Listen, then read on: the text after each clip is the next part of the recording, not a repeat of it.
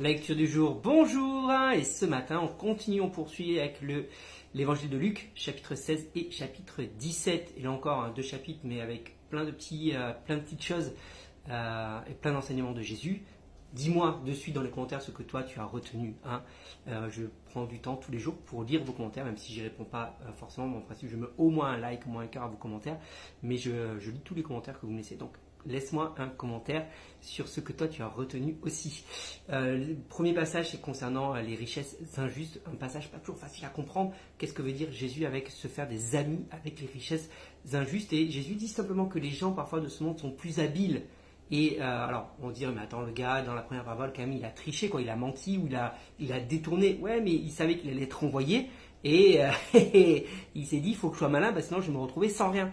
Et c'est ce que Jésus dit. Il dit, mais parfois, nous, on manque d'intelligence, entre guillemets, je sais pas trop.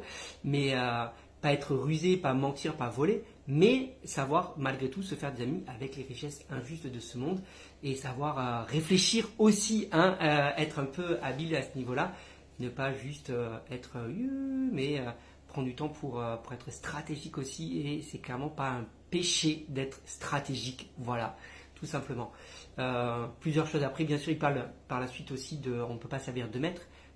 Dieu et maman. Dieu et l'argent. Maman est le Dieu de l'argent. Et on voit clairement que soit on haïra l'un, soit on haïra l'autre, soit on haïra l'un et aimera l'autre, et vice versa. Donc forcément, Dieu veut rappeler quelle est la place de Dieu dans ton cœur et quelle est la place de l'argent. Parce qu'au final, il y a deux rivalités. Si tu remarques bien dans tout l'évangile et dans toute la Bible, c'est la seule fois, dans l'évangile en tout cas, les seules fois où Dieu est mis en parallèle, en opposition. C'est la seule fois où Dieu est mis en opposition avec une autre entité. Et quand tu regardes le monde aujourd'hui, tu te dis, mais au final, qu'est-ce qui motive et qu'est-ce qui fait tourner ce monde? C'est maman, c'est l'argent. Pourquoi les gens veulent être sur les réseaux ou pourquoi les influenceurs? Pour de l'argent facile. Pourquoi la drogue? Pour l'argent. Pourquoi le sexe, la prostitution? Pour l'argent. Pourquoi la pornographie? Pour l'argent. Pourquoi la politique? Pour l'argent. Et tout est une question d'argent au final. Tout est une question d'argent et on fait les choses pour l'argent. Pourquoi tu te lèves tous les matins? Pour l'argent, pour avoir de l'argent. Si on te disait, on continue à te payer, même si tu vas plus au boulot, est-ce que tu continueras à aller au boulot? Et non. Donc, voilà. Et Dieu dit, mais attention, il faut que, et on dit souvent, c'est connu ce proverbe, que l'argent est un bon serviteur, mais un mauvais maître. Et Dieu doit être ton maître, Dieu doit être ta source, et l'argent doit être un serviteur et pas un maître. Tu ne dois pas servir l'argent, parce que c'est l'argent qui devrait te servir, et l'argent qui doit te servir pour les intérêts du royaume de Dieu. Voilà. C'était un peu développé sur ce point-là. Après, il y a beaucoup d'autres choses qui sont dites dans ces deux chapitres. Et il y a beaucoup de petits conseils aussi que Jésus donne concernant un petit rappel, parce que les disciples sont en train de vivre des choses. Et il dit, mais rappelez-vous que vous êtes des serviteurs inutiles. Commencez pas à prendre la grosse tête parce que tu commences à faire des miracles, parce que tu commences à avoir des choses incroyables. Rappelle-toi que tu es juste un serviteur dans le royaume de Dieu et que en cela, dit, merci de m'avoir utilisé, je suis juste un serviteur inutile. Ça permet de garder la tête froide et de rester bien à sa place. La dernière chose, c'est concernant son retour.